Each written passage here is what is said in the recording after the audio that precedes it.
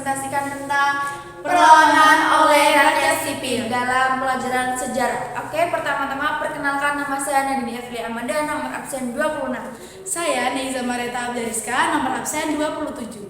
Nah, di sini kita akan menjelaskan tentang dua materi, yaitu satu, rakyat Aceh mengangkat senjata atau perlawanan oleh rakyat sipil, yang kedua, perlawanan di Singaparna.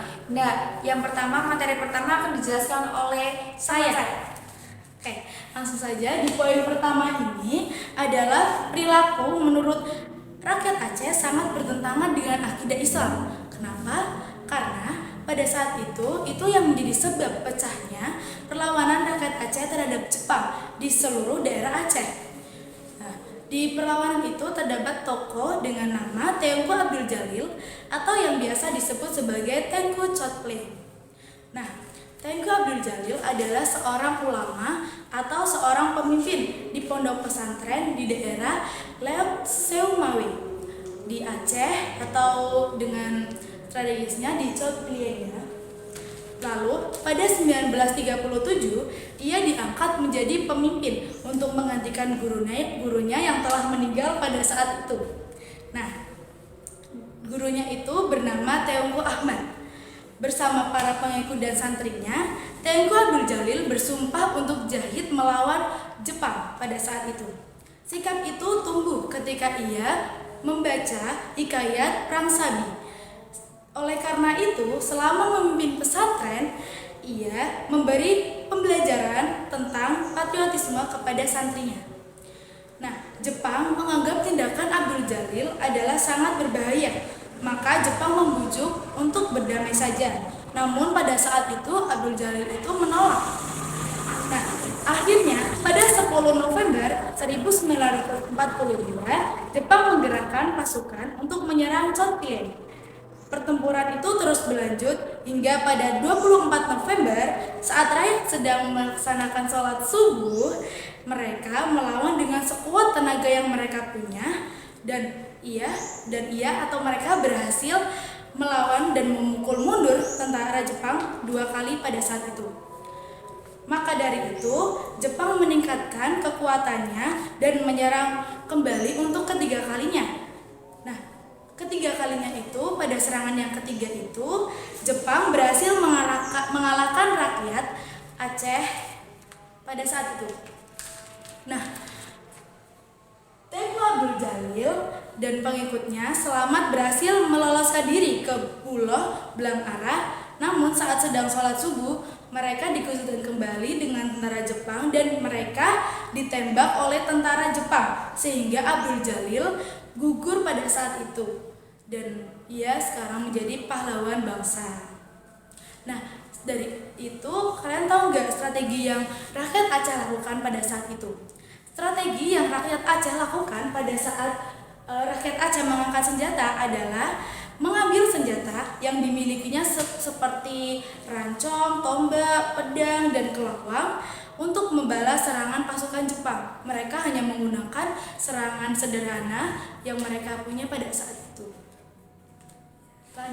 Dan selanjutnya saya akan menjelaskan tentang perlawanan di Singaparna. Nah, kalian tahu nggak perlawanan di Singaparna itu ada apa aja dan materinya apa aja? Nah, di sini saya akan menjelaskan secara singkat, padat, dan jelas tentang perlawanan di Singaparna. Perlawanan di Singaparna Tasikmalaya dipimpin oleh Kiai Hajar Zainal Mustafa, pimpinan pesantren Sukamana. Nah, berkaitan dengan perlawanan ini, adanya tidak bersedianya Kiai Hajar Zainal Mustafa untuk melakukan saikri. Apa itu saikri? Saikri adalah sebuah penghormatan kepada dewa, yaitu seperti dewa matahari dengan membungkukkan badan. Nah, secara Islam, Kiai Hajar Zainal Mustafa menolak mentah-mentah karena itu merupakan menyekutukan Tuhan. Nah, tidak lupa Kiai Hajar Zainal Mustafa membentuk anggota tempur Tasikmalaya untuk penyerbuan Jepang.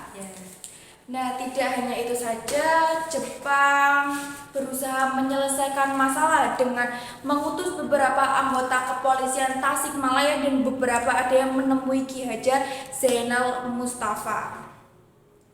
Namun polisi anggota Jepang dilucuti senjata dan ditahan oleh rakyat.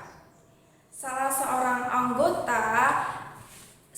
anggota Jepang ada yang dibebaskan karena untuk mengirim dan memberi pesan agar Jepang bersiap untuk memerdekakan Jawa. Kalau tidak bersiap maka akan terjadi perlawanan dan anggota Jepang bisa mati dan bisa mengancam orang-orang Jepang. Tidak hanya itu, Jepang kembali mengirim utusan untuk berunding, namun utusan tersebut sangatlah sombong dan akhirnya anggota kepolisian Jepang dilucuti kembali oleh senjata dan dibunuh oleh Kiai Hajar Zainal Mustafa, yaitu anggotanya. Nah, tidak hanya itu, dan akhirnya terjadi perlawanan rakyat yang dipimpin oleh Kiai Hajar Zainal Mustafa dengan pemerintah Jepang pada tanggal 25 Februari 1944. Dan akhirnya Kiai Hajar Zainal Mustafa ditangkap dan dibunuh pada tanggal 25 Oktober 1944 dikarenakan kurangnya anggota tempur yang dipimpin oleh Kiai Hajar Zainal Mustafa. Nah, kalian yang belum tahu siapa sih yang diceritakan oleh teman saya itu, ini ada sosok tokohnya di sebelah sini ya, bisa dilihat dulu atau nanti bisa kalian zoom ya, di layar ini bisa di zoom biar terlihat. Nah, mungkin itu saja penjelasan dari kita tentang perlawanan oleh rakyat sipil. Terima kasih kepada Pak Budi yang sudah memberikan materi subtema kali ini kepada kita ya. Dan bimbingan kepada kita, dan jika kita ada salah kata maupun kita kurang jelas dalam pengucapan kalimatnya, kita mohon maaf. Sekian dari kami. Wassalamualaikum warahmatullahi wabarakatuh.